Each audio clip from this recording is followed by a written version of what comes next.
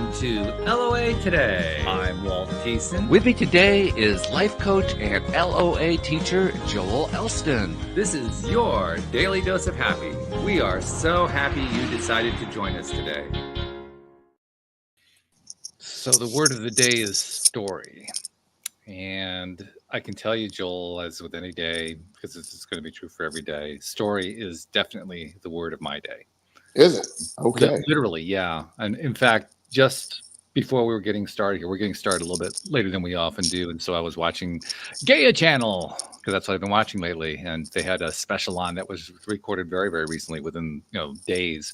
And they're talking about the polarity in the world and in the country and the Middle East war. And they had a channeler on there who's trying to explain from the point of view of somebody called the Z's. I'm not quite sure who the Z's are, why all this stuff is going on and so forth. And all I could think is, wow, okay, there's another story.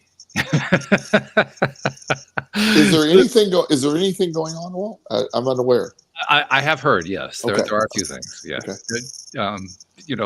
Things that you and I really don't really care a whole lot about. In fact, I was thinking to myself, there's a phrase that really illustrates our viewpoint nicely, the one that we share in common, which is, it doesn't matter.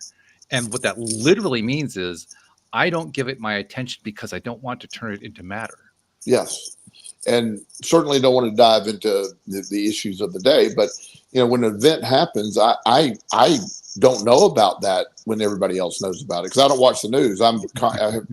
So somebody mentioned that an event happened on Saturday that's pretty serious, and or whatever day that was, and mentioned it to me like late last night. I go, "What are you talking about?" And they're like, "This happened." And I'm like, "Oh my gosh, I was unaware of that." And that's really pretty much the only thing I discussed about it. Of course, at the gym this morning, people are discussing things, but it's amazing that, and a lot of people, when they say it doesn't matter, they think that we're being, uncaring or what have you. And that's not the intent. It's what you give your attention to. The story you tell yourself is your reality. And the reality for us is, my job every day is to, I create my reality by creating my story, telling my story as I want it to be, and my life responds to that story. And I say every week we talk, or almost every day on some form or fashion on my Facebook post, is your perspective.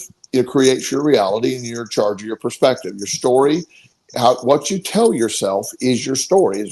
That's what it is, and that could be good or bad. And for most people, until they figure it out, it's usually leaning toward bad, because you're often telling an awful life story or a negative story, or we have rehearsed dialogues of what could go wrong, kind of thing. And when you speak your story as you want it to be, it eventually becomes your story. And that's what you're in charge of. And and if people have never experienced, I can see where we would appear to be aloof or not caring or whatever, because it is coming from the other side. It's like bringing negative attention or worrying or focus, does nothing to help the situation.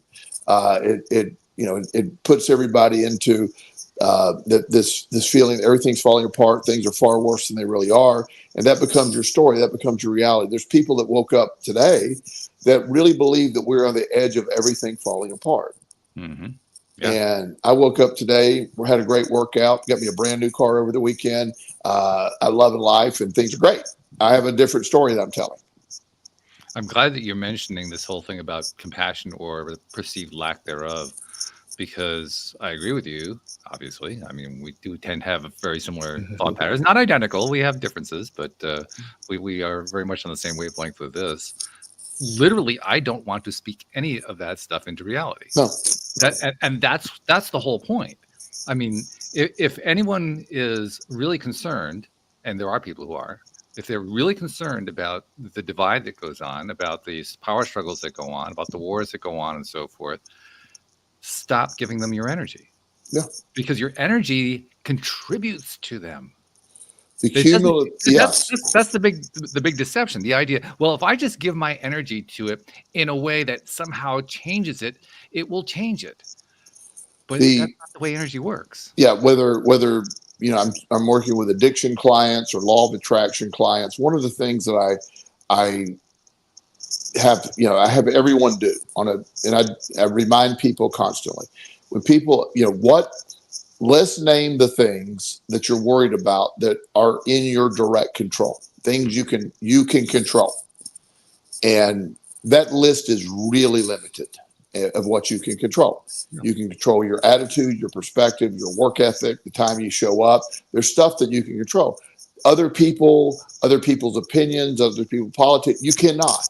And the frustration created by believing you can, or you're going to argue somebody into believing that, you're going to scream at them until they believe it, is absurd. It just doesn't work. And so the launching of your own version of your story needs to be based, in my mind, on what are the controllables in my life. And that's where I place my energy every day.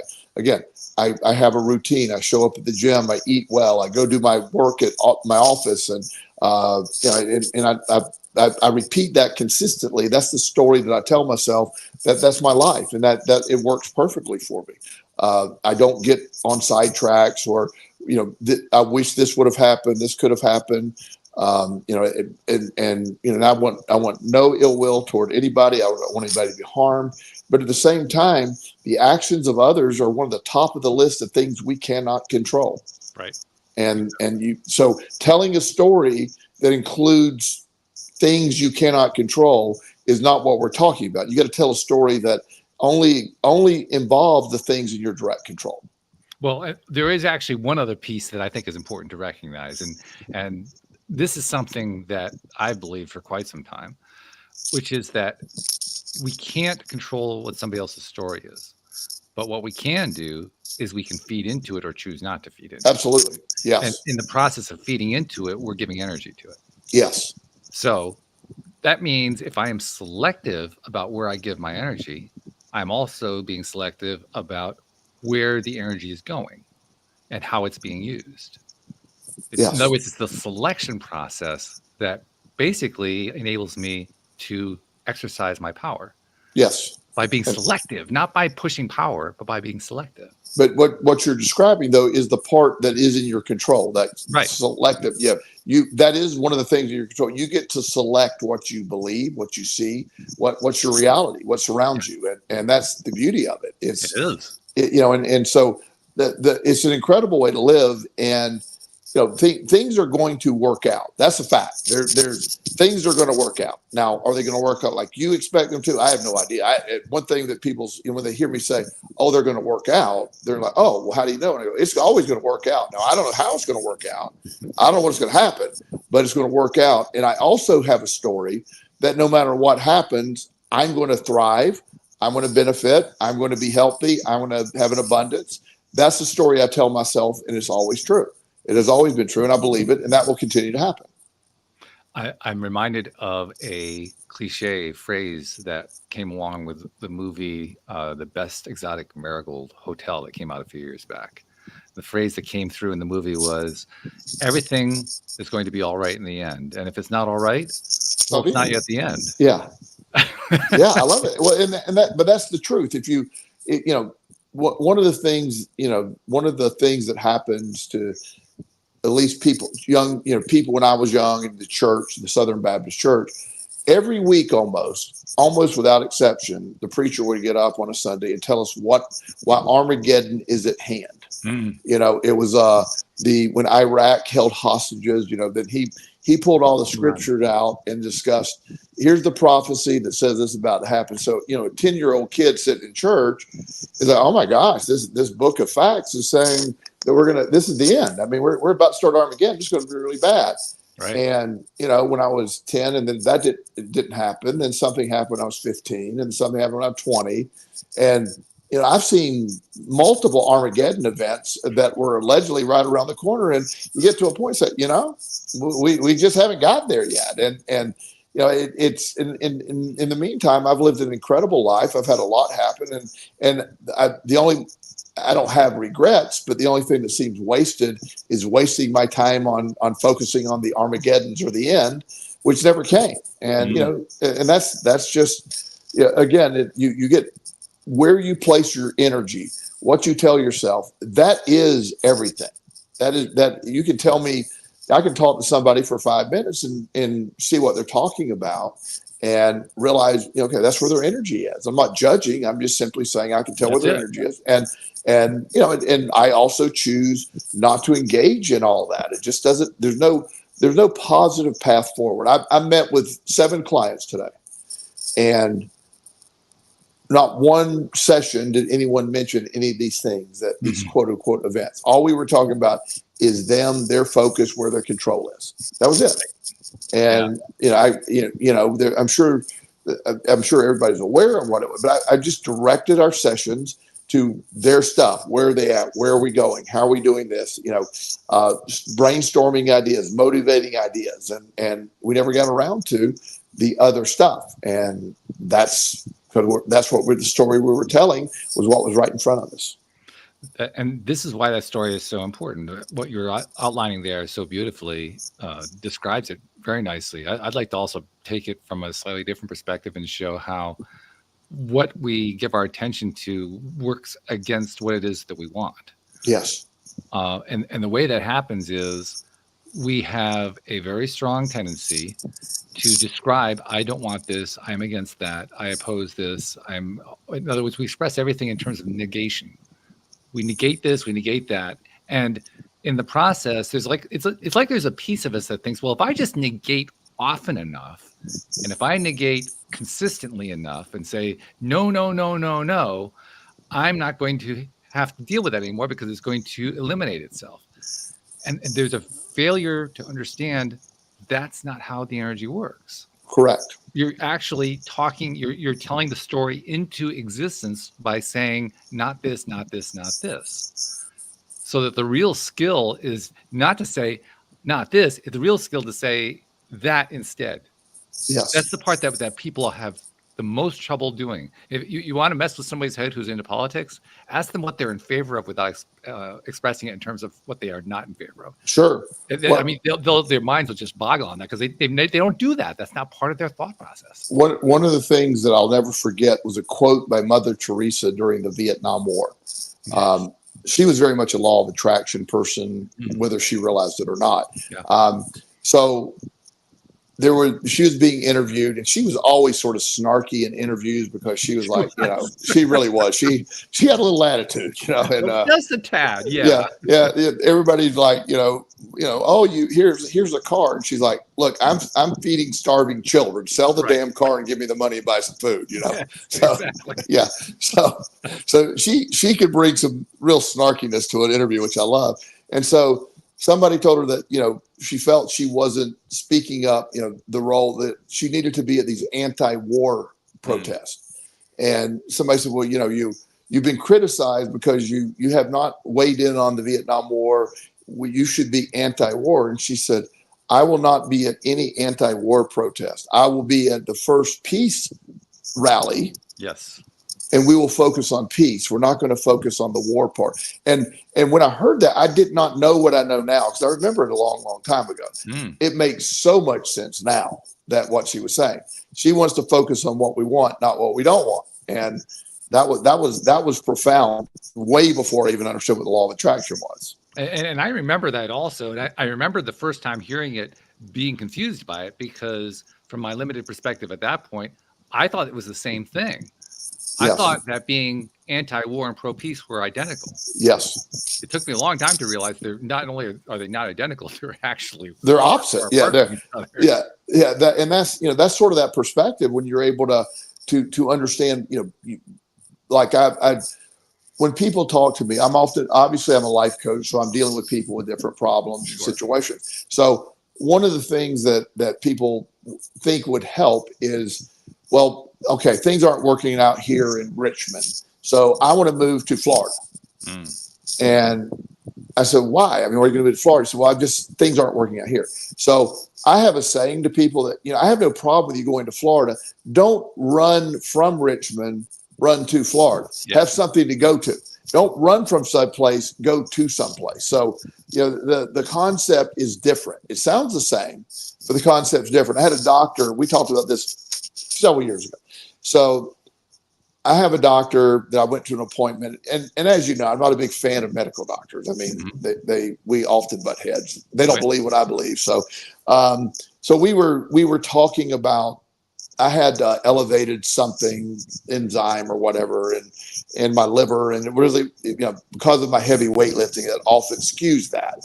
And so the doctor's like, well, your liver enzymes are elevated. And I said, well, they're not really elevated. I explained why. And he goes, well, it could be your liver. And I go, but it's not. But it could be, but it's not. And so we're going back and forth. And so anyway, he said, well, it's really serious. You need to look at it. And I said, what's the worst that can happen? And he said, well, he starts, we go down this weird path. And he said, well, if you do have something wrong with your liver and we treat it early, there's like a 3% chance you would, die or something like that. And I go, what? He goes, well, yeah, I'm just saying, I want you to get this test. And I'm like, okay. So first of all, you're selling your concept by talking about dying. Instead of saying there's a 97% chance you're going to live. Yeah. Right. And but you're starting off by telling me that we'll do this, and then you only have a 3% chance of dying. I said, so what's my percentage of dying by not doing it? And so anyway, obviously I've been through multiple doctors because they don't understand. And by the way, there's nothing wrong with my liver. I'm in perfect health. Sure. Yeah. But it's this idea that standard medicine doesn't look at the bio-individuality of every person and their lifestyle and what they're doing. So but yet the narrative is often from a negative perspective, and that's telling a story from a negative perspective is literally creating a negative perspective. I can tell you my life story, and most of it, and I can make it sound incredibly sad and terrible. Oh yeah. I mean, it's terrible. It doesn't take a lot, actually. But yeah. Or I can tell you the story that I see.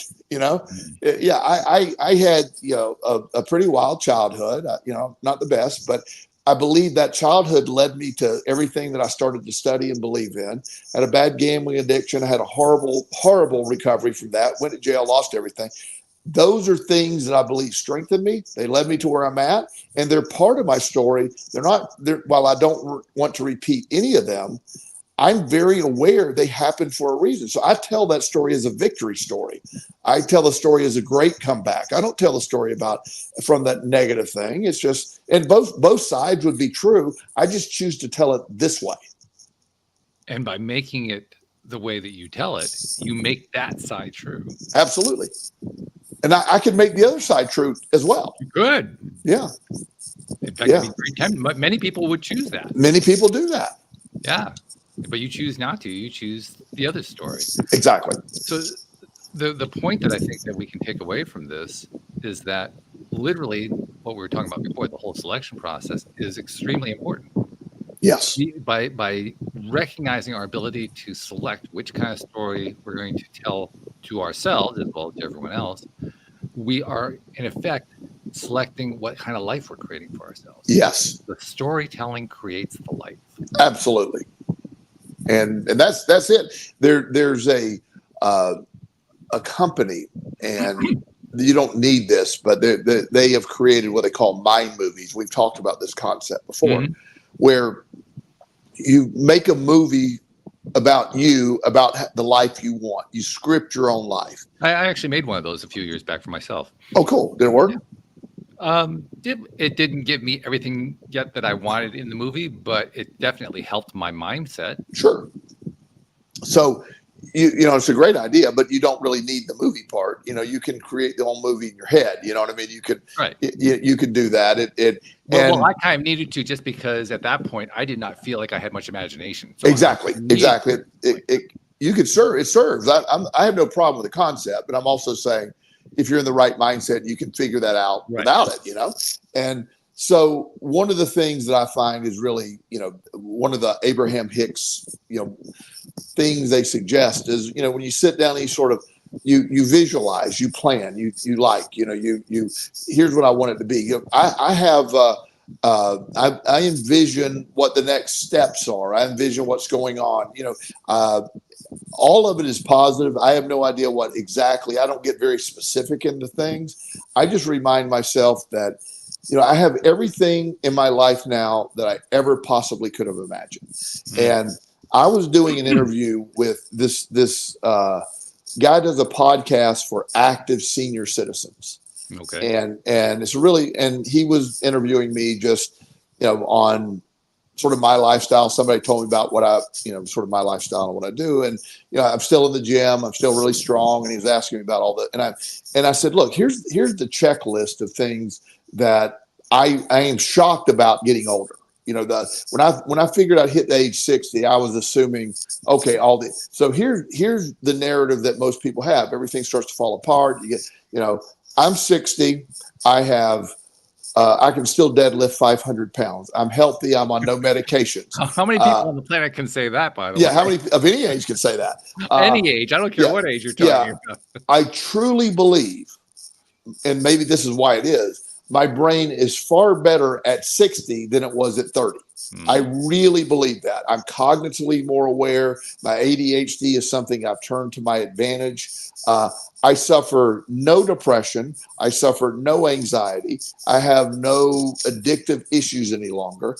And that's my reality. So the idea that I'm a much better physically and mentally than I was at 30 is hard to believe, because that's not the narrative that took place. Now, yes, my hair necessarily might not be hanging on there as nice as I'd like. It's still there, but it obviously it's work. It's sort of in protest, turned gray, thinned out.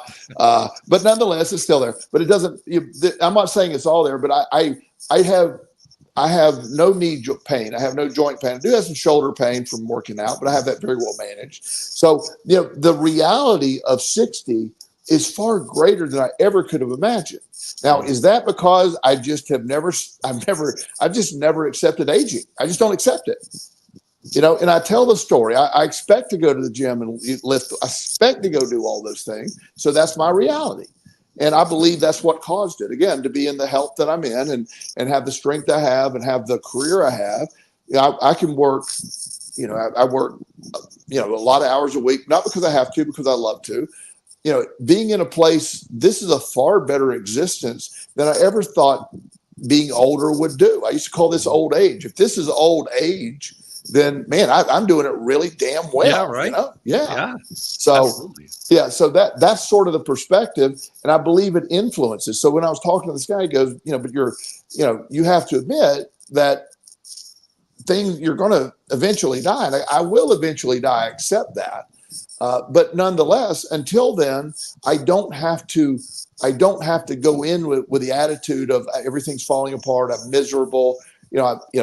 Having survived, having recovered from, extreme addiction, depression, anxiety, all the stuff that I had to go through, having recovered from that and having such a calm life now, not because I have a lot of chaos around me, but I'm very calm about it. I bring everything to the table in a real calm manner. I know I'm very confident in what I do as a person, as a life coach in my career. And all of that I'm just saying that because this isn't what I imagined when I was 30, what 60 would be like. Cause I was a basket case at 30. It was me terrible. Too, actually. Yeah. It 30 was a rough year for me. Very rough year. I mean, I if you want to compare years at 30. No, not really. Okay. I have a pretty good idea where yours was. Yeah. So, but you get my point. So I'm excited that I have discovered this. So the story I tell myself every day is what keeps this going. And I am a human being. There are days that I don't always wake up feeling like it's a great story, but I quickly adjust the story before I walk out the door. The story will be consistent. The story will be there. And that's the importance of it, is what you tell yourself before you walk out the door, what you're expecting for the day, and what you're believing about yourself, that will come true. And this idea of a story, of a narrative, because that's what a story is. Yes. A narrative is a story. A story is a narrative. It is a useful concept for a number of reasons, not the least of which is understanding why there is this world of polarity, why stuff is going on. People want to know, why is all this going on? Well, they're all narratives. Yeah. One of the more interesting narratives from my perspective, because I mean, you don't pay attention to them. I actually do pay attention to them with a great deal of distance. I sit back and I don't immerse myself to the point where I start getting sucked up into it. But I do pay attention. And one of the interesting narratives to me that has been going on for a number of years, not even right now, but over the last, I don't know, 30, 40 years, has been the narrative of what science is. And the narrative has been played out primarily by the popular media, by popular books, and so on and so forth, popular articles that all promote one basic fallacy, which is that there is such a thing as scientific proof.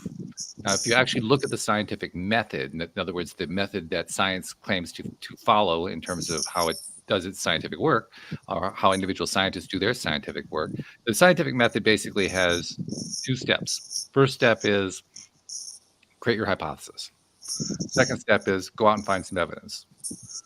And then there's actually a third step, which is to go back to the first step, which is, okay, you found your evidence. Now revisit your hypothesis. Make some adjustments. Now that you've made some adjustments, go out and get some more evidence. Now that you've got some more evidence, readjust your hypothesis again. Now go get some more evidence. It's a cycle that goes on. And the thing I want to point out is there is no proof step in that series. Proof does not exist in the scientific method. So anytime you hear anybody telling any narrative, because that's what they're doing, they're telling narratives. Anytime you hear a narrative that says, this is scientifically proven to be true, or this is scientifically proven to be not true, there are two things you can take away from it. Number one, they're not scientists. Right. Because scientists don't actually talk that way. Right. And number two, they don't understand what science is, because science doesn't do that. Right. That's not what science is about. And the reason I point that out is not to debunk the whole thing about proof. It's to point out this is a way to understand it's just a narrative. It's just a story that's being told. It's not an authoritative proof. It's not an authoritative fact that is undeniable and unavoidable. It's not engaged in and ingrained and etched in stone. It's a belief. It's all it is a belief that's being promoted. And you understand that, and you say, well, okay, then why am I getting all worked up about it? Yeah, but that's, you're getting worked up about it because that's what you're programmed to do. Well, yeah. Yeah. And well, also because you're giving a lot of attention to it too. Sure. Yeah. Well, yeah. I mean, we're programmed to give attention, then be, oh, well, let's react. I was, one of the things that, I walk people through, like, for example, gravity. Would you agree gravity exists? Yeah, well, I experience it fairly regularly. Yeah. Gravity's a constant. Do you think we've proven gravity exists? Is that something that's been proven? No, because there's no such thing as scientific proof. Yeah. So, but most people would agree gravity's, it's there. It's not negotiable. Sure. And I'm not arguing gravity from the ability, but if we look at ourselves, in physical form as we are, if you believe in the non-physical, if you believe you have a soul, you believe that. So when you transition to non-physical, gravity doesn't exist anymore. Because what Abraham Hicks, Esther talks about this one thing, gravity it's a law on Earth and it's a law on planets, but it doesn't apply to the non-physical. Gravity is not a law. It is what takes place in the form you are, but when you take away the dimensions of the body and you're just pure energy, there's no gravity there. It's not affecting that. It doesn't have so even the stuff we believe in, when you see the other side of it, it doesn't apply universally. Right.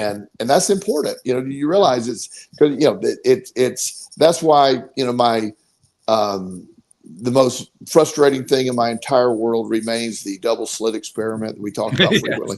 Yes. And, you've mentioned that a few times. Yes. And it really irritates me and bugs me crazy. And so I have to stay away from it, but, go figure that out. What they say, about any kind of things like that, the truth will set you free, but first it's going to piss you off. Yeah. And I don't know if it'll ever quit pissing me off, but, it's like, why did I even study that? I don't even want to, why did I? Oh, it hurts. It really hurts to study that. But it makes no sense. It's not logical, but yet it's real. So the stories you tell yourself have energy, they have power, they have, the direction. So when a photon is influenced by human observation or by observation, and you're like, that sounds impossible. but yet it's been proven time and time again. So it's not impossible, but yet we do that with other things. I'm using that one because it's the most obvious in my mind, but there's several things. So like when people believe anything, like you're saying, scientific, that's a category that, you can agree that here's the most likely event. Here's what's happening. Here's what we think. There's hypotheses around that. Right. But it's ironclad, and that's what I was talking about earlier about doctors. They have become so focused on the middle, like they're focused on just like there is no bio individuality. They don't look at a person. I was explaining earlier that the doctor thought my liver enzymes were elevated. When you lift weights really heavy, those enzymes exist in muscles as well as your liver. So when I tear down my muscles, I release those enzymes. Now, there isn't this ALT and AST if you ever have a blood test. So if you look at that, they're in my muscles. So I go get I get blood drawn after I work out a day or two before. Then all of a sudden I have these elevated things. Now, because they're most plentiful in the liver, the doctor is like, your liver enzymes. And I keep telling him they're not liver enzymes. They're not. They exist in the liver, but they exist in other parts. So I have to educate a doctor on this every time, and I told the guy, I said, look, Google it. Here, I sent him a link before we even review these tests. We're not going to spend all this money on liver scans when we've done that already. There's nothing wrong. Mm-hmm. But you're stuck on what you're viewing as scientific, and it's not. You're not looking at the whole picture. It's like asking somebody about their, tell me about your pain, Walt, if you have a headache or something. And if I don't ask you about your lifestyle, how much you sleep, how do you eat, do you smoke cigarettes? If I don't ask all that, then there's no chance of me guessing what's wrong with you. It's not. I mean, I need to ask all those questions. Mm-hmm. And that's the thing, as we move forward, the internal belief system that we have drives everything. And you're in charge of that, but it's hard to reprogram it for a while too. If you grow up your entire, what's that? Oh yeah, it does. It does. Growing up with a belief system that is just ingrained as you in fact, and then you walk away. One of the phenomenons of when people escape from North Korea, let's say they make it in South Korea, and then they take them to a safe place, and they have to sequester them for like 6 months and really retrain them because they have such a crazy narrative based on all these things that they've been told about their leader and all the stuff he's done. He's beat Tiger Woods in a round of golf. He's done all, and which is incredible to think about. Which is so silly. But if you think about it, they're brainwashed. They really believe it. They're not trying to be ignorant. They're like, well, that's just fact. It's just fact. He beat Tiger Woods. He beat Michael Jordan 1-on-1 in basketball. I mean, it's like, and they believe that. So they have to go through a 6-month process, roughly, of really re-indoctrinating them and really letting them know what's going on. They grew up at this point, all of them that are there grew up where all the information they received was strictly controlled by their family, the governing family. Right. And it was absurd stuff, but you believe it. You have no choice. The kids are taught to worship it. If you say anything negative about the leader, children are encouraged to turn their parents in. Oh yeah. Yeah. So that's going to have a lot of effect on what the narrative is. Sure. In fact, you were mentioning gravity a moment ago and very surreptitiously inserting the thing about proof. I love that. But I want to make take that same concept and play it out a little bit, because gravity, regardless of whether it's proven or not, is useful.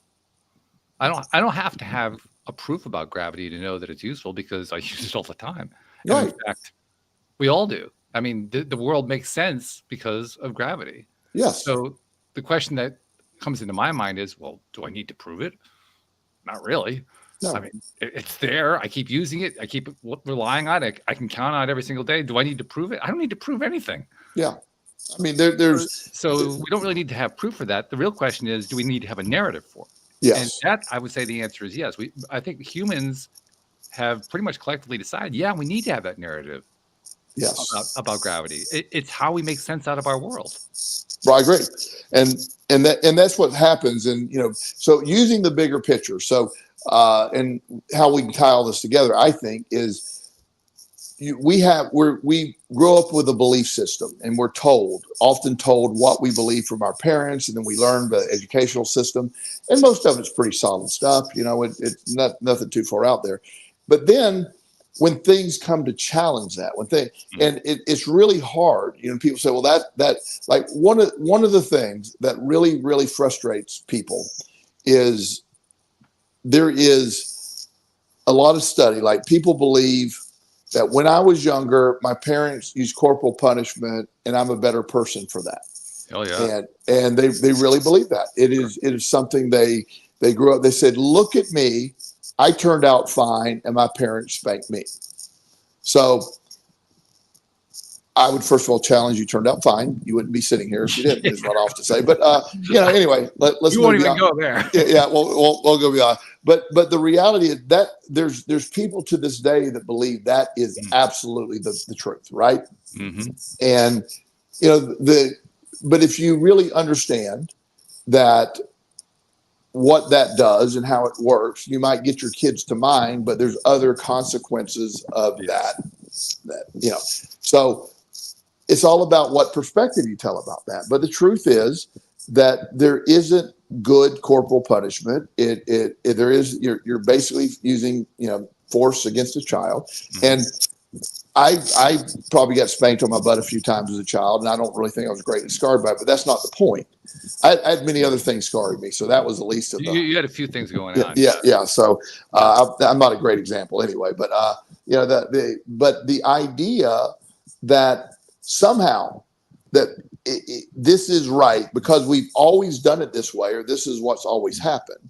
It somehow that's good. So changing all of that, changing belief systems, changing that, even though they're based on nothing, they're based on historical stuff or what you did as a child. Like the stuff I used to get in. My mom smoked cigarettes for most of her life, and I remember us getting into her car and she's smoking away with her friend in the front seat. We're all being, the kids are in the back seat. Smoke. Nobody even thought anything about that. We're sitting there, it's just like, well, it's just secondhand smoke. Kids are fine. Don't worry about it. They're kids. They'll be fine. And we didn't think it was weird, And in fact, you get to a point you're sort of immune to it. You don't even smell it. Nowadays, if I'm around anybody smoking, because it's so rare, I'm like, oh my God, that's so strong, But again, things change, but yet we don't want to change. We're predisposed not to change, and that's why telling a story that's different from your reality currently or your belief to a better reality seems so hard. It's also worth noting too that you mentioned that things change. Well, how do they change? They change because people change their narratives. Yes. People change the storyline. Yes. If they didn't change the storyline, the change wouldn't have happened. Well, exactly. You know how many times in my life we've gone from eggs being good for you to eggs being bad for you? I don't even know. Which is it right now? Is it bad for you or good for you right now? I can't even keep track anymore. I think we've settled a few eggs every day are good for you, I think. Oh, okay. I've always instinctively known eggs are almost the perfect food. I eat eggs every day of my life. I eat a lot of eggs. I don't limit to, me. I eat, when I go hard. I might eat 6 eggs a day sometimes. Yeah. You don't do things by halves. So my cholesterol's perfect. It works great. The cholesterol that's found in eggs is, by the way, this is another programming concept. When you hear cholesterol, you think, oh my God, that's deadly. Do you understand cholesterol is one of the most important nutrients in the body? Yeah. It literally it's part of what your brain is made of. Right. It is hormones are created using cholesterol. It's one of the balancing. Cholesterol is one of the top 2 or 3 most important chemicals in your body. In fact, if you had no cholesterol in your brain, you wouldn't have a brain. You would have a brain. And so one of our things is, cholesterol clogs the arteries. And so one of the best things we can do is get rid of all the cholesterol. So they have medication now that rips the cholesterol from your body. it's just one of the things that these are things you can Google. There is no proof that removing cholesterol through a statin reduces heart attack. No proof. Isn't that really odd? Yeah, because I mean that's one of the most commonly prescribed things. Yeah, and there's like, well, we need to reduce your cholesterol. However, there's not a reduction in heart attacks by people. It's like, well, wait a minute. And the other thing is statins, for example, they remove an enzyme. Coenzyme Q10 is a necessary enzyme in the body. Right. Statins rip that from the body as well. Right. So that's necessary for heart health. So again, and this isn't a medical show tonight, but it's just the concept of perspective and how a narrative can take over. Cholesterol is bad. If you walked up to 10 people on the street, is cholesterol good or bad? I would think 9 out of 10, if not 10 out of 10, would say it's bad. In fact, there's a cliche that occurs to me that really illustrates how this is a narrative that we're talking about here. Because it's very easy to come to the conclusion that what we're really talking about here is a medical fact that everyone should be paying attention to. Yes. Yeah, that's the way it's usually presented. But it's actually a narrative. Yes. And the way to understand that it's a narrative is to remember that anytime, in theory, whenever you're talking about this kind of thing on a show like this, you're supposed to put the disclaimer in, right? What does the disclaimer say? The disclaimer says, we're not giving medical advice here. Why is that important? Because that tradition, or that, if you want to call it regulation, if that regulation that requires people who are not medical doctors to say no medical advice is being given here, is in deference to the medical doctors. In other words, it is in deference to the narrative that medical doctors tell that medical doctors don't want to be contradicted. Yes. Yeah, well, exactly. It is a narrative.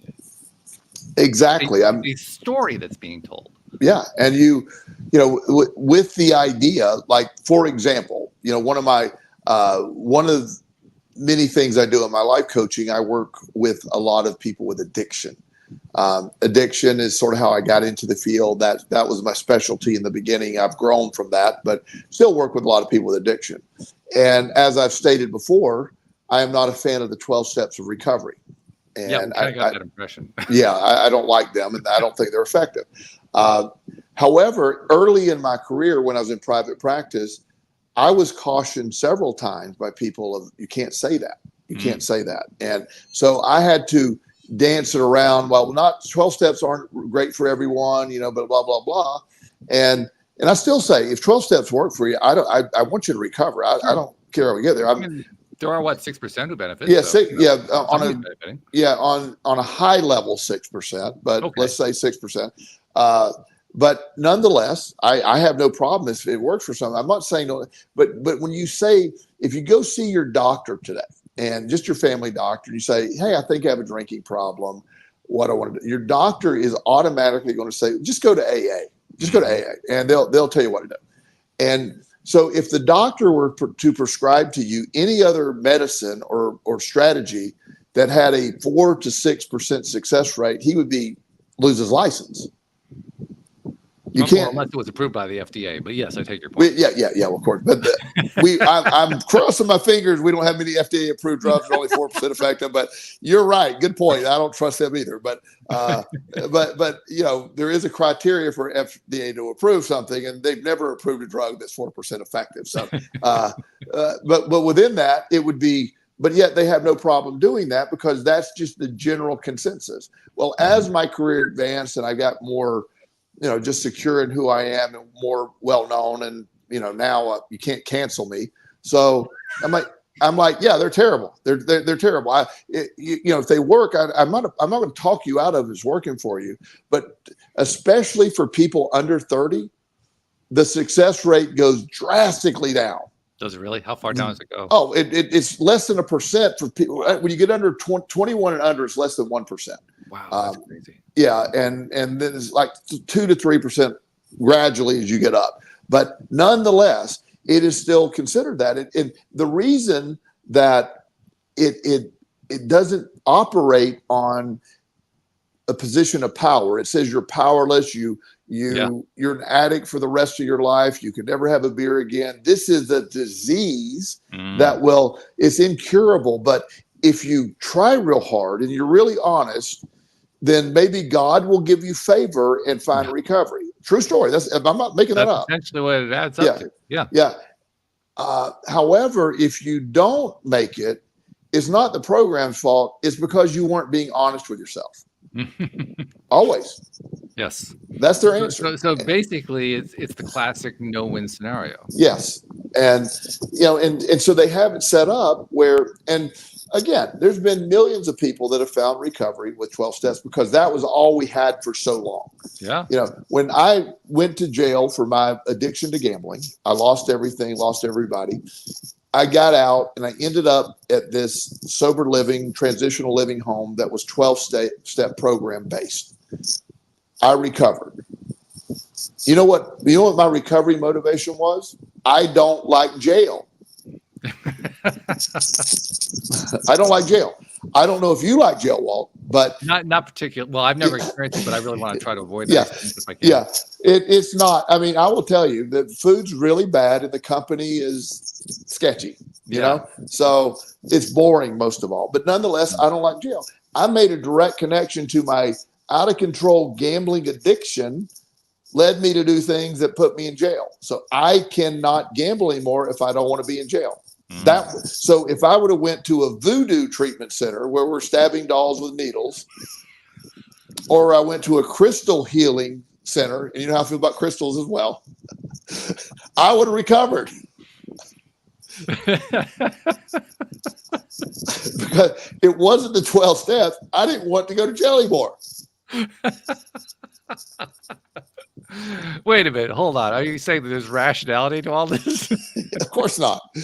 That would be crazy. But my point is, I told the story that I cannot gamble anymore or I will not be able to stay out of jail. It's not a lifestyle. So I changed my story. And whatever action I took was going to be good action. Mm-hmm. Mm-hmm. If that makes any sense. And it makes a lot of sense. And as far as the point we've been making for the last 47 minutes. Yes. And as far as like when I was at those meetings, to be honest with you, I did appreciate the fellowship and the camaraderie for the people there. That was nice. But the reality is there's nothing they told me that helped. I didn't think.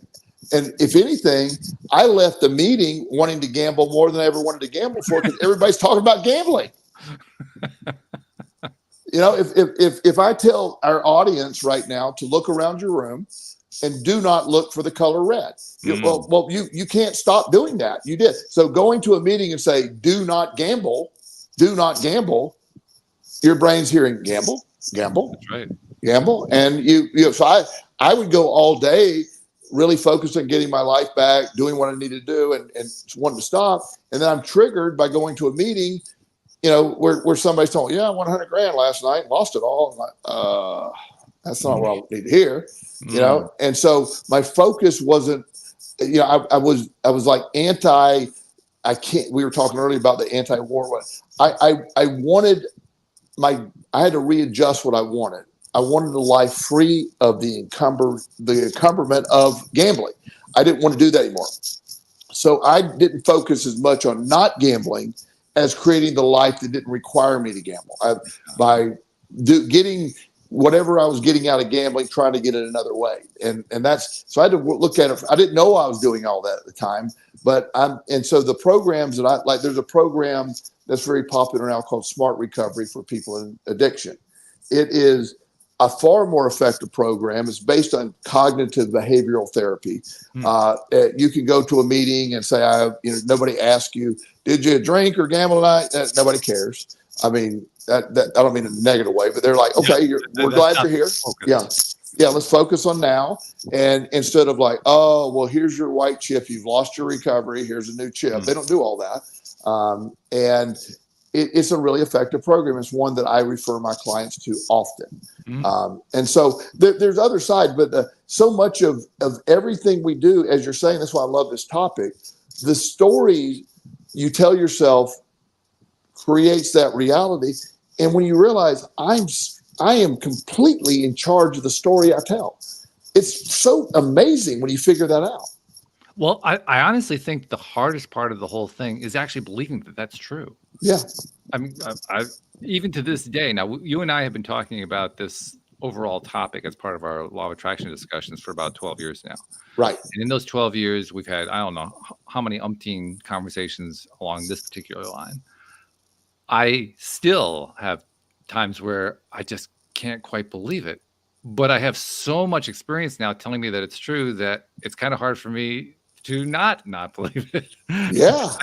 You actually have to kind of go through this transition period that can take quite some time, in which you say, wow, is that really it? Wow, it really is. Wow, is that really? Wow, it really is. It really is. What? Is it really? It seems to go on endlessly. It I think does. what actually happens is I'm basically over time shedding a little bit of this doubt, a little bit of that doubt, a little bit of this disengagement, a little bit of that disengagement.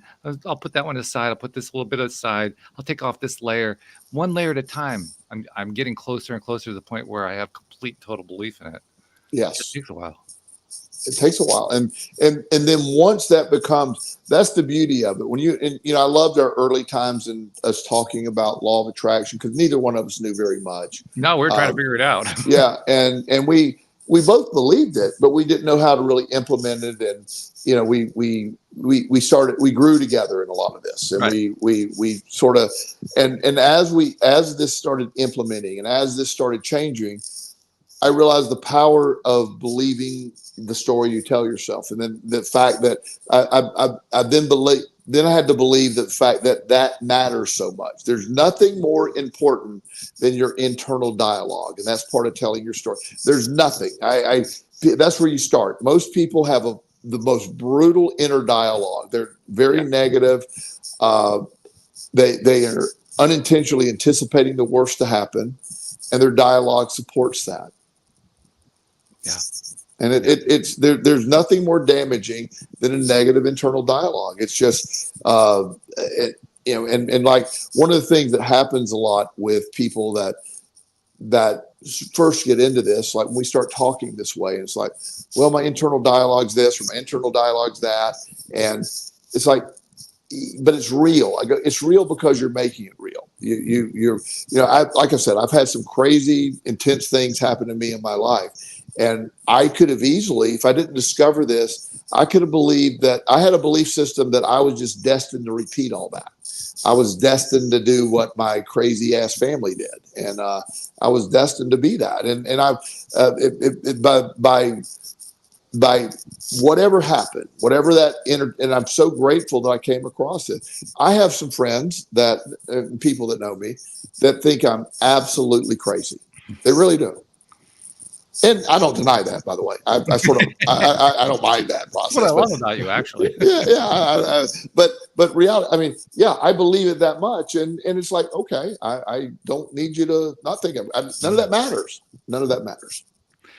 I'm reminded of something that I experienced within the last 2 or 3 weeks that kind of caps off what I was just saying a moment ago about how it takes a while to build that belief system. It takes a while to let go of the old beliefs and to really start accepting that, yeah, my perspective really does matter. What I give my attention to really does matter.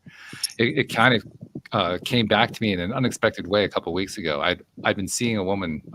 We went out on 4 dates together, had a great time, but it ultimately didn't work out. And the way that she broke up with me is what told me how much growth I had experienced, because she got to know me pretty well and understood that I did this podcast, that you're one of my co-hosts and so forth. She actually listened to some of the episodes. And when she broke up with me, she said, you don't just do a podcast, you are LOA. And that's why you're not right for me. And I thought to myself, well, that's really interesting. I think that's the best compliment anybody could ever give you. It really is. It was the nicest breakup I've ever experienced. Yeah. Well, thank you. I mean, well, damn, what's her number? I'd like to tell her. Hey, if you're listening, get the number from Walt. Just tell, I think I'm more LOA than him, to be honest with you. So. But I mean, that kind of brought home for me, wow, I apparently have have developed and grown far beyond even what I realized I had done. I needed to have somebody mirror it back to me in order to see just how much growth there really was. What an amazing, seriously, that was a great breakup. I really respect that Yeah. she did it that way. And I do too. Yeah, and it cannot be better than that. Right. And you know, I guess I have, when I say I've lost friends, I don't view, there's not official breakup of friendships, but there's less and less people that want to hang out when, you know, this is your mindset. And that's okay. It's I have the right people in place, but not everybody's able to have this. You know, I like me going to a dinner party. Can you imagine my conversations at a dinner party? I don't have to imagine. I know what it's like. Yeah, it's like, okay, I can imagine people going home and like, man, that dude is weird. Yeah. You know, and you know, some people I get into great, and other people you can just say, okay, let me slowly back away. Yeah, right. You know, and it's not, but none of that matters. And that's sort of because of the story I've told. I could not be more pleased with everything that I developed in my life, the story and the life that I've created. It's amazing. It really is. And I'm in awe of it. Like, wow, I mean, I really did this, and it feels fantastic. It's not an arrogant statement. It's just a way to apply it. And so I am very big on internal dialogue, the storytelling concept. And you were talking about how slow it is to change. And you know this, but just to make sure the audience understand, your conscious brain can change instantly opinions. Oh, yeah. Your subconscious brain, you don't have direct access to, so it takes a long time. You got to suggest it over and over again. So like day one, that's why most people who start looking into the law of attraction try to use it to their advantage. They have a hard time because the energy that they're feeling and the emotions they're putting out are based on the subconscious programming. Right.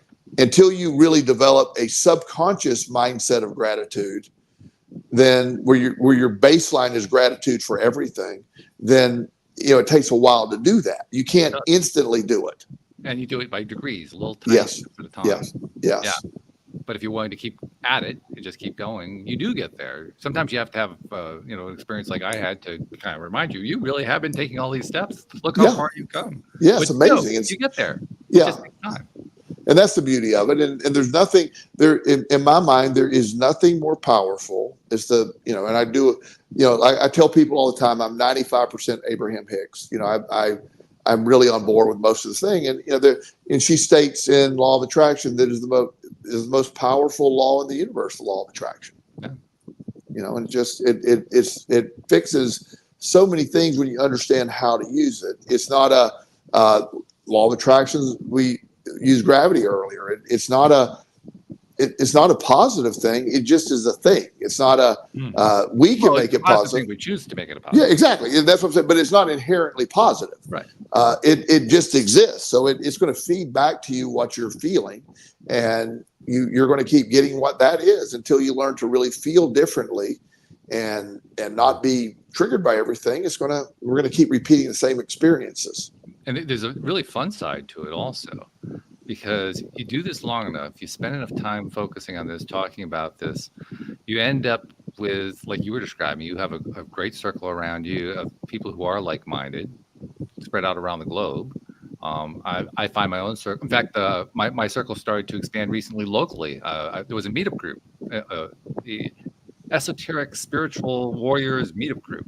Wow. I went to join the meeting, and it was people who think like us. It's like, oh, this is cool. I love this. I mean, it's a small group. Hey, it's more people than I knew, you know, before I went to the meetings.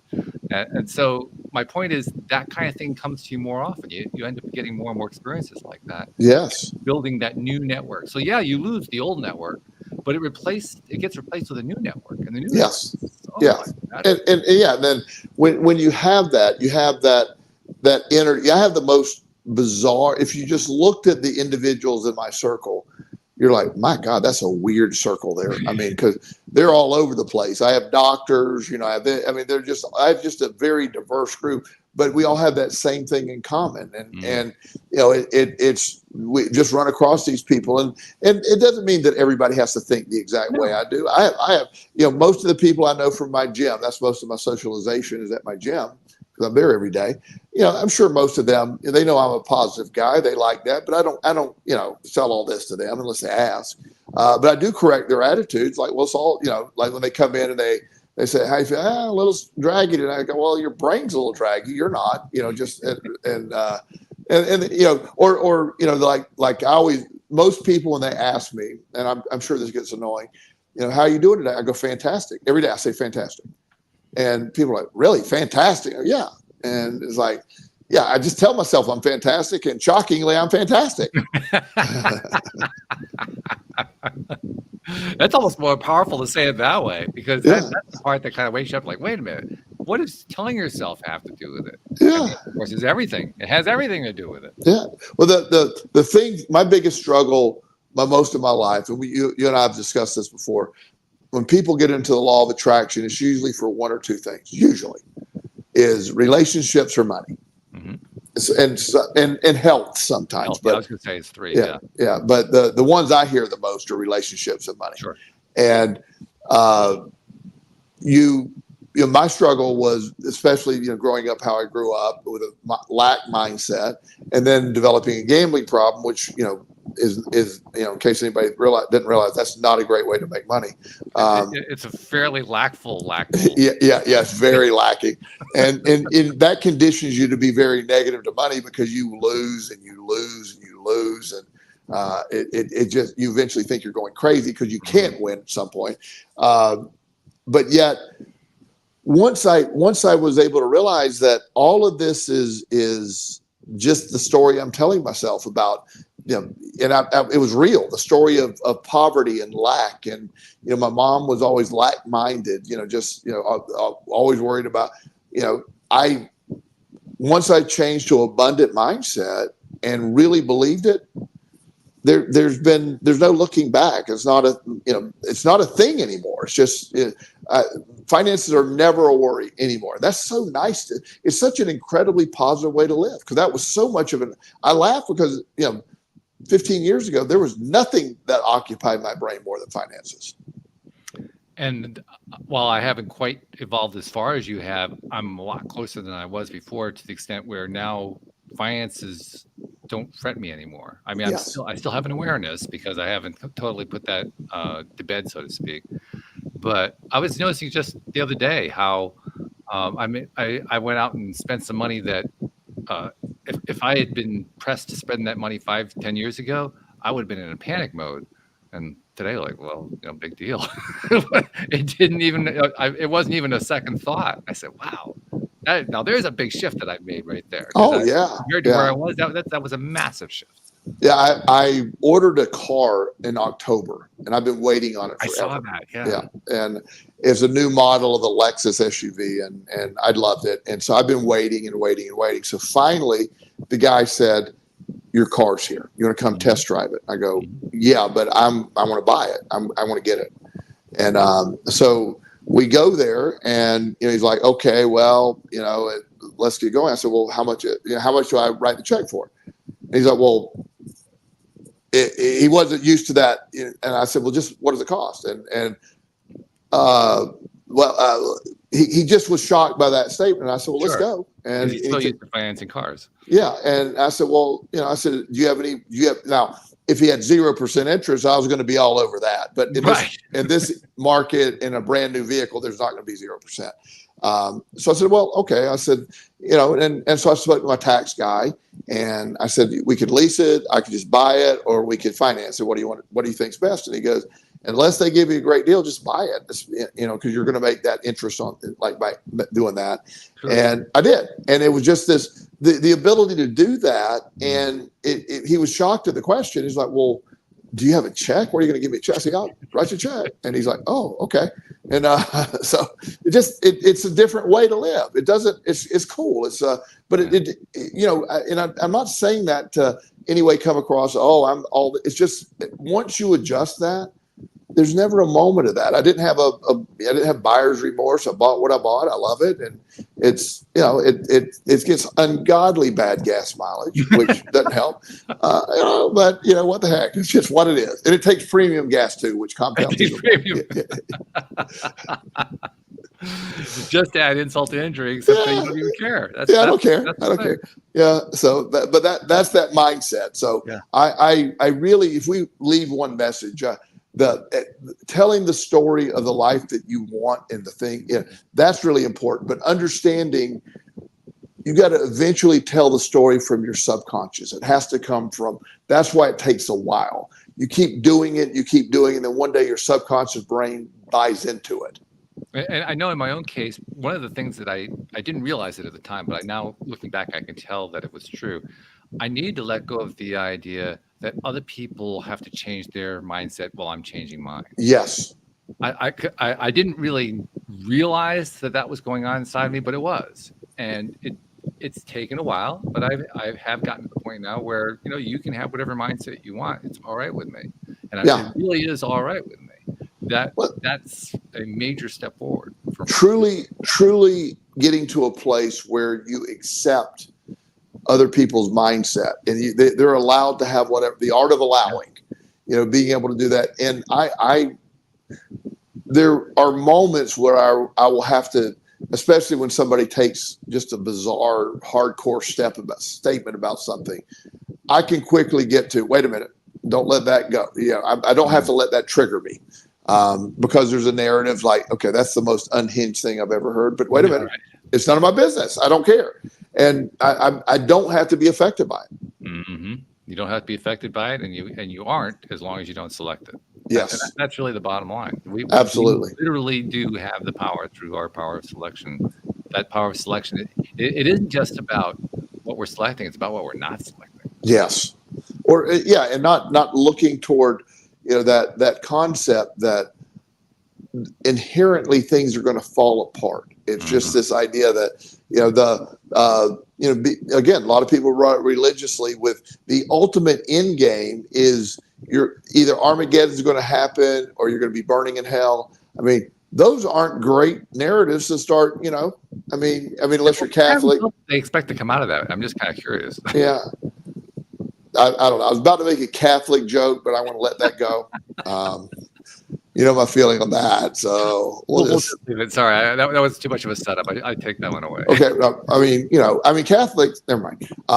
So anyway, we'll move forward, but you're right. I don't want to, I've gotten letters from the Catholic Defamation League before, so I don't want to do that again today. No, really, I did. I really did. I love it. Yeah. Oh, that's funny. Well, I have to say, we found a way to take a wonderful topic, because I really love this topic. I enjoy talking about stories and narratives. I've really come to appreciate them, particularly over the last 5, 6, 7 years, just how powerful they are, just how valuable they are to me. Mainly because of what I just mentioned a moment ago. I can not only choose to select what I want to select for my story, for my narrative, for the story that I'm telling others, that I'm telling myself, but I can also choose which ones I'm not going to tell. That's tell the story of health, of abundance, of calm, of excitement, whatever you want to tell the story, but tell the story. Tell it. You're in charge of it. You hold the pen. That's the key. You hold the pen. Yeah, pretty damn cool. Yeah. Joel, as usual, we knocked it out of the park, or threw the touchdown, depending on which way you want to use it. Yeah, well, you know which one I'm going with. So thank you very much, and thank you to our podcast listeners everywhere. We'll see you all next time here on LOA Today. Goodbye, everybody. See you later.